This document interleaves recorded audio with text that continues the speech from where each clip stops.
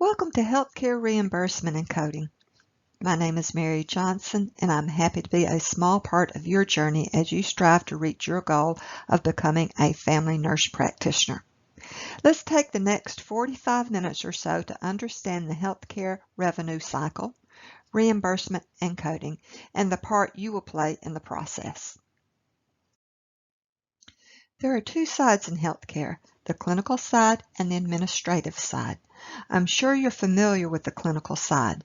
The clinical roles have face-to-face contact with the patient for the purpose of diagnosis, treatment, and ongoing care. Some examples would be a physician, a hospitalist, a nurse practitioner, a respiratory therapist, a dietitian, a pharmacist. The administrative side involves making both daily and long-term decisions that reflect the healthcare system's business strategy. You must remember healthcare is a business, an endeavor that always starts with sound policy and the highest quality patient care. Some examples would be a hospital CEO, a hospital administrator, social support managers, human resources manager. The hospital administrator coordinates the people their facility employs, as well as the people it serves. They are responsible for policy compliance, human resources, finances, departmental strategy, and data management, and so much more. The healthcare structure requires collaboration, good communication skills, and teamwork. Without these tools, the system will be ineffective. With increasing complexity and even more specialization of skills, the current healthcare environment demands effective communication and teamwork to reliably deliver the highest quality of patient care. The aim is to ensure all team members have a shared understanding of the situation and are working towards the same goal in patient care. To be successful, the healthcare facility must structure communication and support information sharing. Enhanced team communication is a major advancement in improving patient outcomes.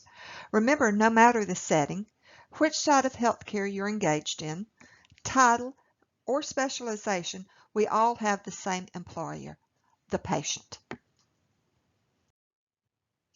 Healthcare revenue cycle is the financial process facilities utilize to manage the administrative and clinical functions associated with claims processing, payment, and revenue generation.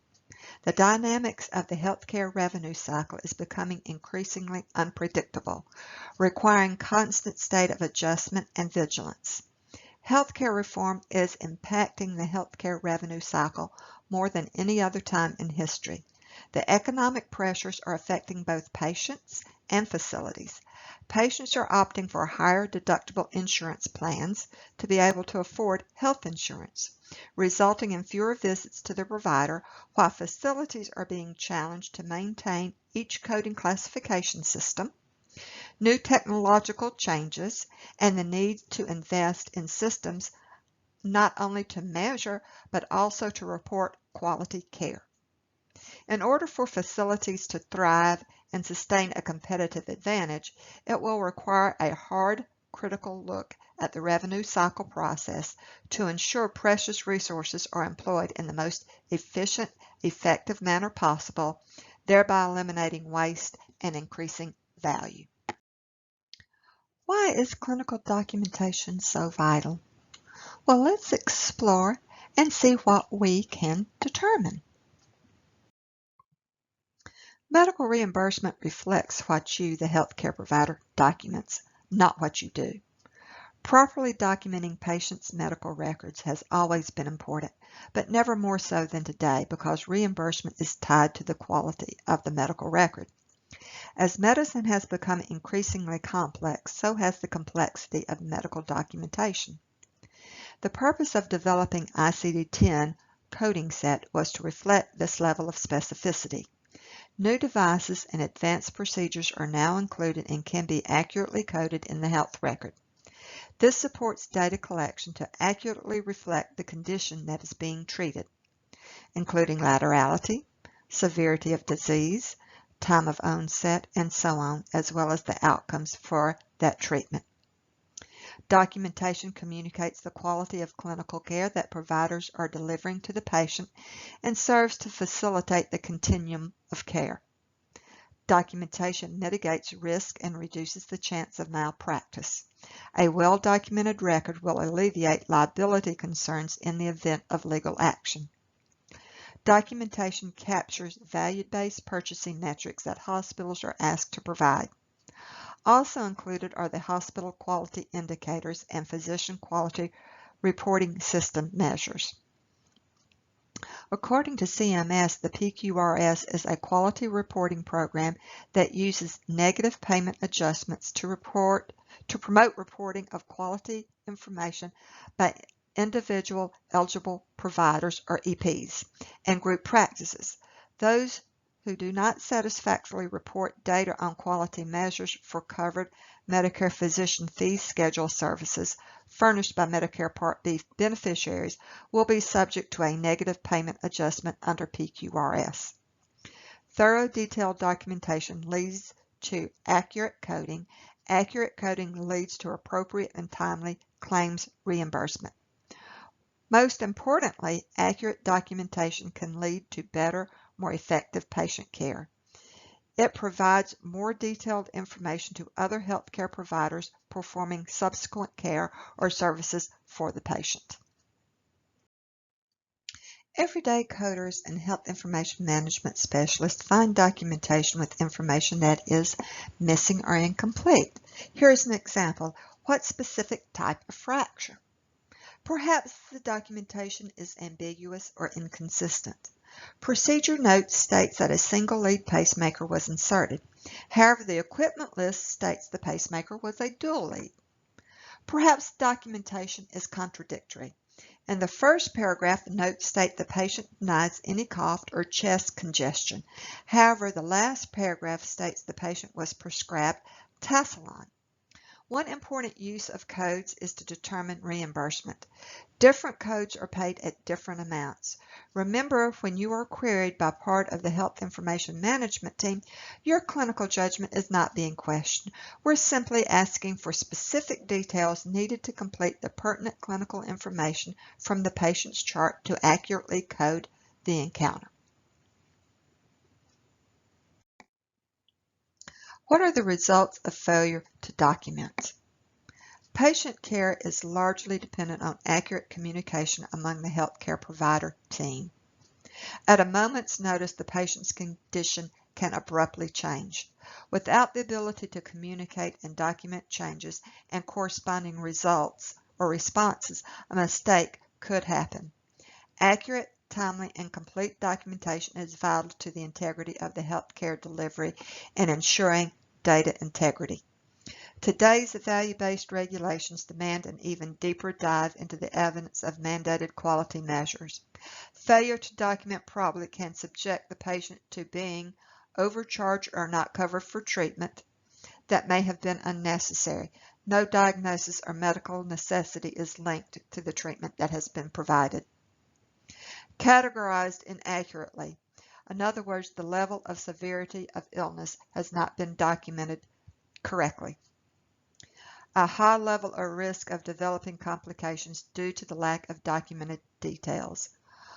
More likely to be readmitted after discharge because the appropriate treatment plan appeared to be cut short.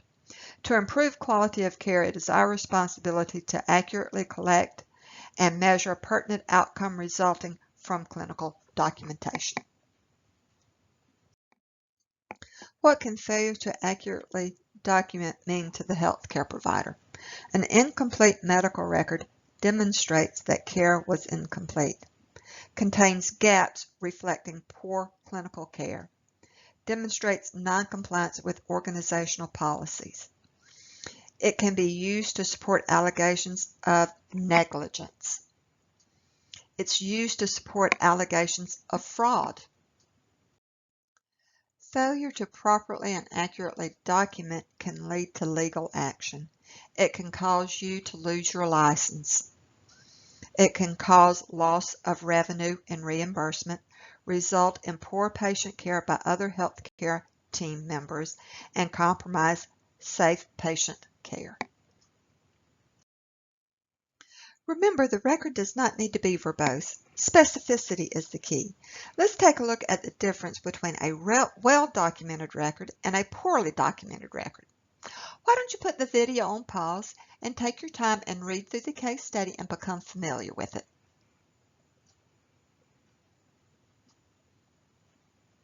If you notice, we have all the information in this case study to code for optimum reimbursement.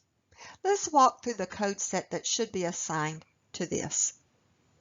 Let's begin with our diagnosis code. We know that the patient is type 1 diabetes and he has hyperglycemia, which would be identified by code E10.65. We also can assign an evaluation and management code of 99215. This identifies the patient as an established patient and an outpatient or office setting. We also need to assign a CPT code for the glucose blood test. That would be 82947. Also, we need a CPT code for the injection of the insulin. 96372 would identify the intramuscular injection therapeutic for the insulin. We also need a HCPCS code from the drug table identifying the insulin, 5 units, which would be J1815. Did you come up with all the right codes? Good job. Now here's an example of a poorly documented medical record. Why don't you put the video on pause, take a minute, read through the documentation, see what points you can come up with to help improve this documentation. What information is missing?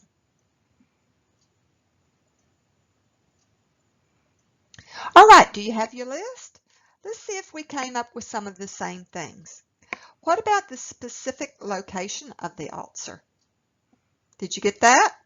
What about the size of the ulcer? We're missing the laterality of the ulcer. What about the history of presenting illness? The duration, how long has the patient had it? What's been tried? What affects it for the better or for the worse? Is the ulcer related to the diabetes? What type of diabetes does the patient have? What about the assessment? It just simply states diabetes and ulcer. Could that not be improved? So there's quite a bit of improvement that needs to be done for this patient record. Here is an example of how the documentation could be improved. This note is put forth in a SOAP note format. Notice under the subjective portion what has been added in gold. It's an unhealed sore on her left foot. There's your laterality. I last saw this patient 2 months ago. This tells me this is an established patient. She states the sore is of 3 weeks duration with no evidence of healing despite multiple home remedies and over-the-counter treatments. The patient has had type 2 diabetes for 5 years. Under the objective portion, you notice that the ulcer is linked to the diabetes-related ulcer. The location has been included just above the third phalange. The size of the ulcer has been added. The ulcer, 15 square centimeters, is debrided through the skin to the subcutaneous fat. The assessment has been improved. Type 2 diabetes with ulcer of midfoot. Now, this new improved documentation allows us to code to the optimum level. Diagnosis code E11.621 would identify the diabetes type 2 with foot ulcer. L97.422 would identify the ulcer of lower limb, midfoot, left, exposure of fat layer. That takes care of our diagnostic coding. Now let's turn our thoughts to procedural coding. You can assign an evaluation and management code to this case study.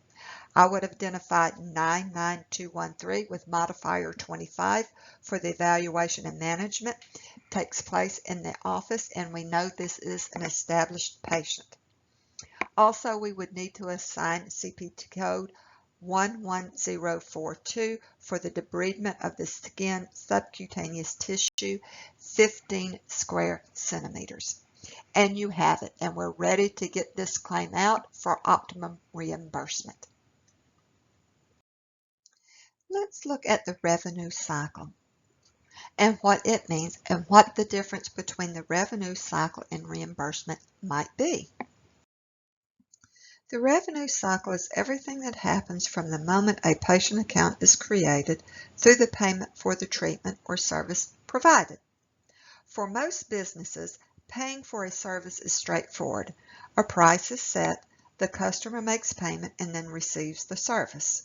The entire transaction only takes a few seconds. Healthcare reimbursement is much more complex. Remember, reimbursement means repayment. The primary difference between healthcare and other businesses is healthcare providers and hospitals are paid after services are rendered. Healthcare reimbursement is a process requiring multiple steps, each of which can go wrong at any time, further delaying payment to the provider or hospital and potentially burdening patients with bills they don't understand and don't pay. Healthcare reimbursement briefly describes the payment the hospital, providers, diagnostic facility, or other healthcare facilities receive for providing a medical service. Providers and hospital systems are looking for ways to streamline their reimbursement process to become more effective and efficient so they can thrive in their markets. Let's take a closer look at the revenue cycle. The major components of the revenue cycle vary according to organization and can be a three-tier approach. An effective model of reimbursement is divided into three categories: the front-end process, the middle process, and the back-end process. The first part of the revenue cycle is the front-end process, which entails payer negotiation. This happens outside the patient encounter. A health insurance policy is a contractual agreement between the insurance carrier and an individual related to healthcare issues. The contract negotiation must be completed with the payer and price agreed upon prior to the member seeing the provider. This pricing will be uploaded into the billing system and the charge description master. Without this process being completed for all payers, the provider is at risk for being out of network and possibly not being eligible for payment. Other components in the process include patient assessment, which consists of scheduling of the patient for inpatient and outpatient services, registration, insurance verification, obtaining prior authorization if needed, and patient financial counseling. During this part of the cycle, the patient's demographics and payer information is verified to secure the sources of payment and identify any requirements from the insurance company prior to the services being rendered. The middle process is where case management is involved, which includes charge capture, hard coding of the diagnoses in the procedures that are all based on the clinical documentation. The clinical team will deliver the services required for the admission or the encounter, making sure all necessary clinical documentation is present in the chart so that the health information management team can code what was documented during the encounter. The middle process is the crossroads of clinical practice and billing. The back-end process of the revenue cycle will reside in the patient financial services or business office area.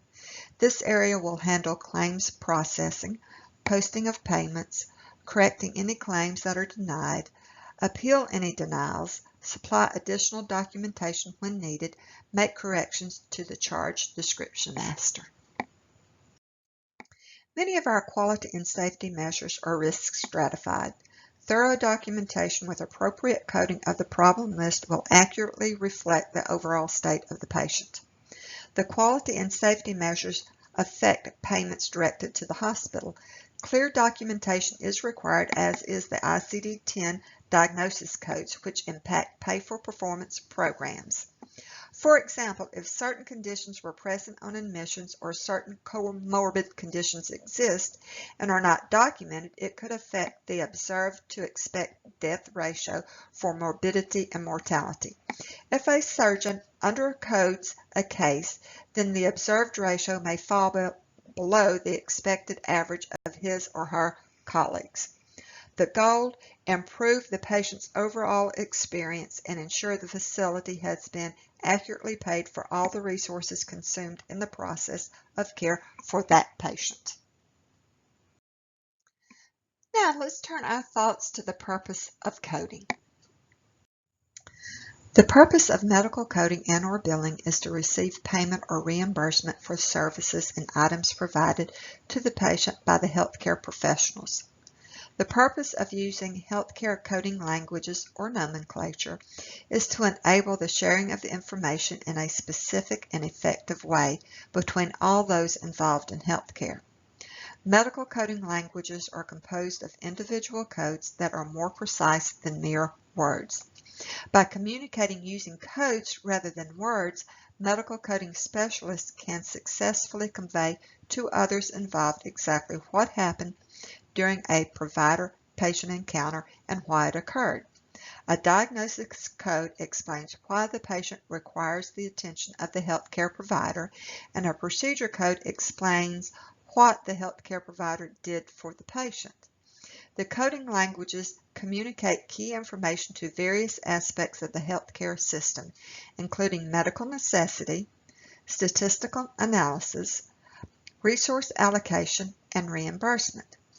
In most cases, there are three parties involved in every encounter: the healthcare provider, the patient, and the person or organization paying for the care provided.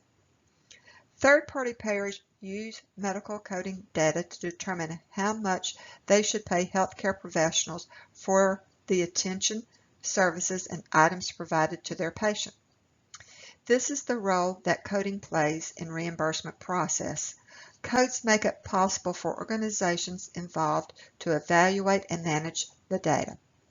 Medical coding and billing specialists are responsible for ensuring the medical office revenue cycle operates effectively and proficiently. The financial health of the practice depends upon the performance of the coding and billing department. As we mentioned earlier, a health insurance policy is a contractual agreement between an insurance carrier or company and an individual related to healthcare issues. The basis of this contract is risk. When managed care was developed, the health insurance industry realized that it could lower its risk or save money if it could keep people healthy by encouraging them to go to the doctor for regular checkups, tests, and so forth. The term healthcare refers to a combination of these two types of services. Medical care is the identification and treatment of illnesses and injuries. In other words, whatever a healthcare provider does to help the patient with a health problem or concern. Preventive care is the provision of services designed to prevent the problem from manifesting or to discover it in early stages when it is more easily corrected. Preventive care includes well baby visits, screenings, diagnostics, and routine checkups. Let's see if we can determine the difference between medical care and preventive care in scenarios. Our first scenario states Dr. Stilton examines Annie and gives her a shot of antibiotics to help her get rid of an infection. The doctor has identified Annie's illness and is treating that illness. Is this an example of medical care or preventive care? This is an example of medical care because the healthcare provider has identified the patient's illness and helping them with a current health problem. Let's look at our second scenario. Dr. Belton knows Dorian works at a daycare center and gives him a flu shot to help him avoid getting the flu. Is this an example of medical care or preventive care?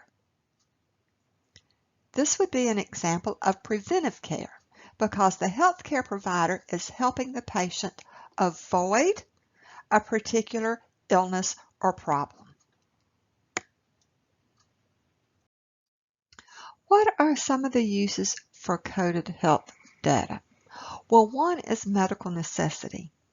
The diagnosis codes are reported explain the justification for the procedure, service, or treatment provided to the patient during the encounter.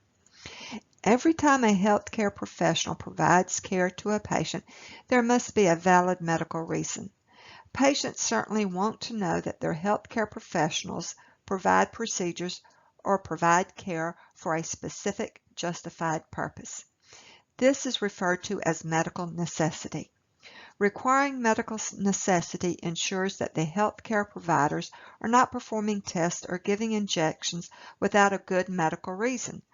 Diagnosis codes explain why the individual came to see the physician or healthcare provider and supports the physician's decision for what procedures to provide.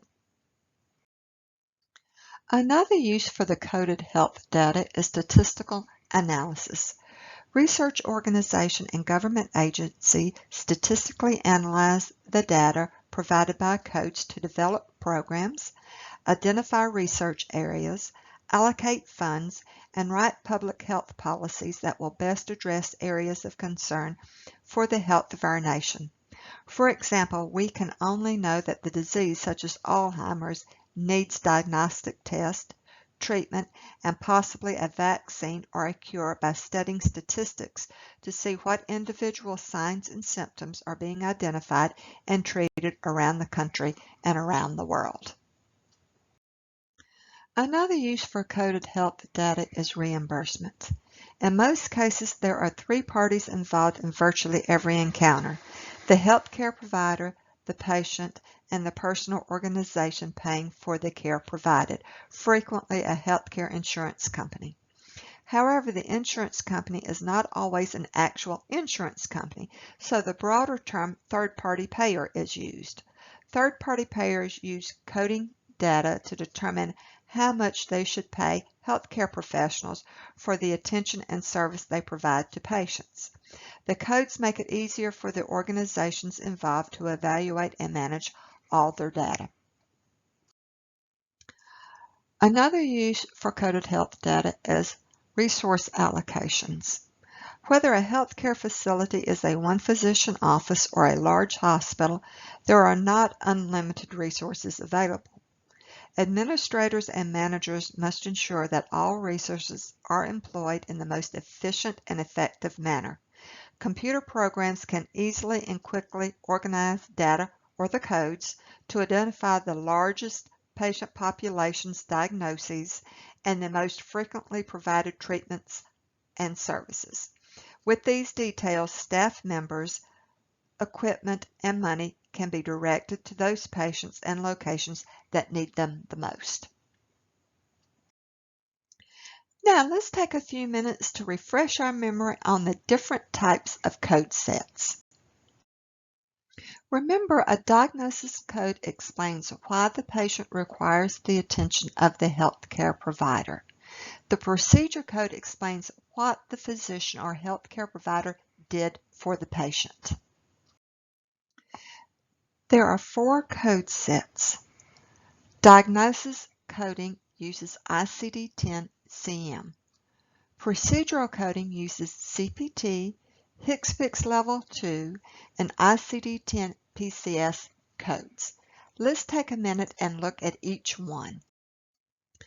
Diagnostic coding, or ICD-10-CM, is used by all healthcare providers and facilities. Remember, this reports why the patient needed care. It provides our medical necessity. The diagnostic code consists of a 3-character code category and at least 3 additional characters. Always begins with a letter and can be up to 7 alphanumeric characters in length. Always a dot between the 3rd and 4th characters. Here's an example of an ICD-10-CM code. A12.3K5A. A procedure code, or a CPT code is used by physicians to report services provided at any and all facilities.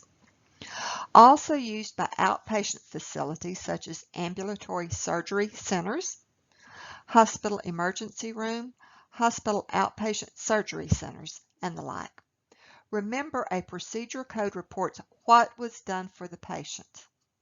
Always consists of 5 numbers, no punctuation. Here's an example: 1, 2, 3, 4, 5. Procedure codes, or ICD-10 PCS, are codes used only by hospitals for reporting facility services to inpatients. Always consist of 7 alphanumeric characters. Here is an example: 0, 1, 2, B, 4, L, Z. A HCPCS Level 2 service and supply codes are used to report services and supplies not already represented in a CPT code. Some examples would be transportation, drugs administered by the healthcare professional, durable medical equipment. These codes are used by any facility or provider, always consist of a letter followed by 4 numbers. For example, A, 1, 2, 3, 4. Important: remember, all diagnoses and procedure codes are relevant to this encounter or visit only. Every encounter must have at least 1 diagnosis and 1 procedure code to report. Our motto: if it is not documented, it did not happen. If it didn't happen, you can't code it. All right, let's code a case study together. You guys ready? Grab your diagnostic and procedural coding books or manuals, as well as your HCPCS. Why don't you place the video on pause, read the case study, and see if you can determine the most accurate diagnoses, procedural codes, along with any modifiers if appropriate. All right, now that you've had a chance to determine your codes, let's walk through the case study together to see what information we need to accurately code this. First of all, let's look at our post-operative diagnosis: facial aging.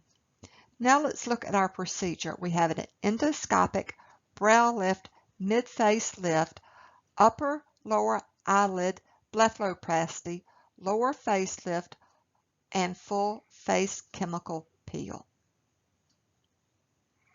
Now, did you determine the correct codes? Let's see.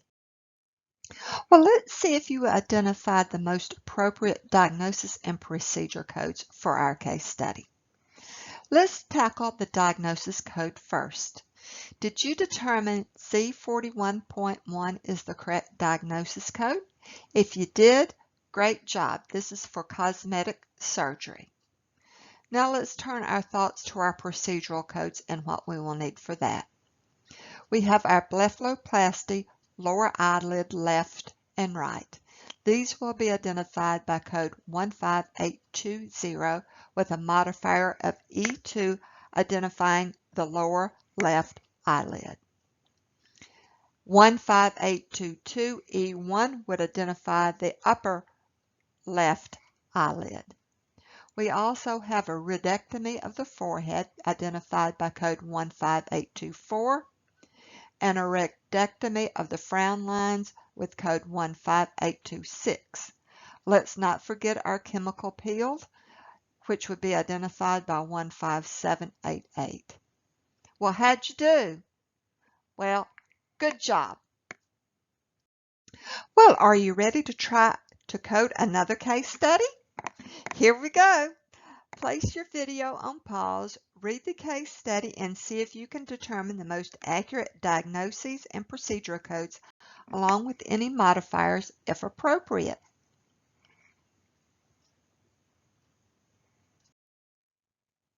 All right, now that you've had a chance to go through the case study, do we have all the documentation we need to code for optimum reimbursement? Let's go through and abstract the record and see what information we need. This is a 19-year-old female, was brought into our office by a roommate after complaining of being short of breath and dizzy. The patient was last seen 6 months ago, so that tells me they're an established patient. During the examination, swelling of her throat began to develop. The roommate stated that the only change she was aware of was that the patient had begun taking bee pollen capsules that she bought at the health food store off campus that morning. The patient nodded her head when asked if she had a history of an allergy to bee stings. So we know we have an allergy going on. Epinephrine was immediately injected subcutaneous 1 milligram of 1 to 1,000 every 10 minutes times 2.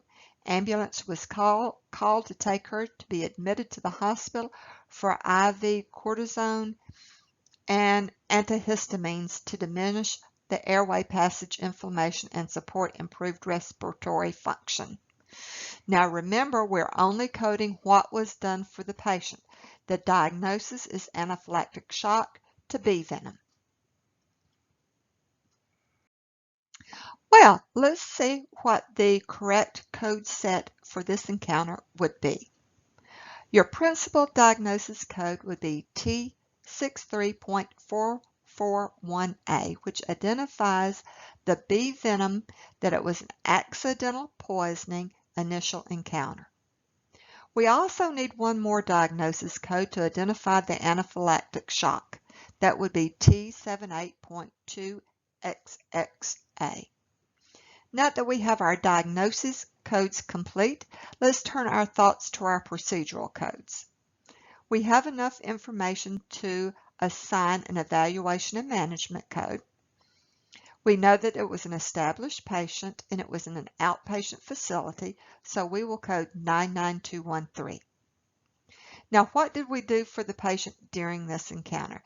She received an injection of epinephrine, so we have to code for the administration of the injection, which would be 96372, and how many times was she injected? Twice. Now we need to identify the epinephrine or the drug.